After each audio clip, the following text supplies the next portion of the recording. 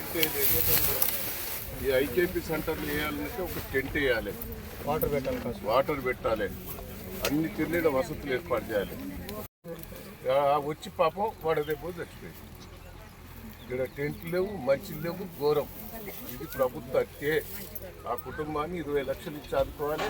ప్రభుత్వం క్షమాపణ చెప్పాలి, కుటుంబం సాయం చేయాలి. ప్రేమలత, హనుమాన్ల ప్రేమలత 60 సంవత్సరాలే, మధ్యతరగతి కుటుంబం.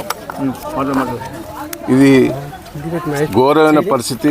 4-5 రోజుల బట్టి ఒడ్లు తీసుకొచ్చి ఇక్కడ పెట్టుకున్నారు.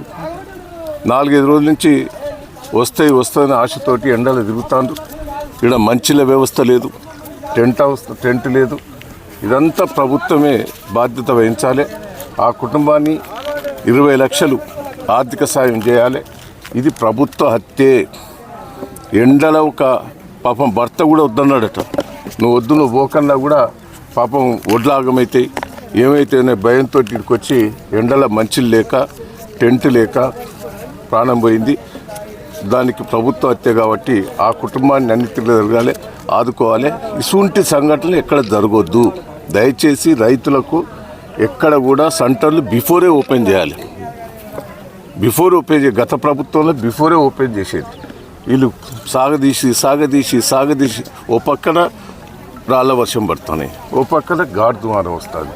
ఆవేదన చేస్తారు రైతులు. అరే ఇవాళ కళ్ళం అయితే బాగుండని అంటే రోజు ఆతృత. ఘోరమైన పరిస్థితి. చాలా దిక్కుల ఒడ్లు కొట్టుకపోయినాయి, వర్షాలు పడ్డాయి, గాఢద్వారం పడ్డది. ఓ పక్కన పొలంలో కూడా మొత్తం ఒడ్లన్నీ రాలిపోయినాయి.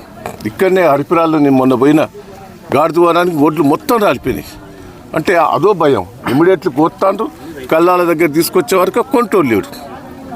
దయచేసి ప్రభుత్వానికి రిక్వెస్ట్ చేస్తున్నా, రైతుల కాడ మోసం రైతు బంధు మీరు సగం చేయలేదు, రుణమాఫీ సరిగ్గా చేయలేదు, వింటారా?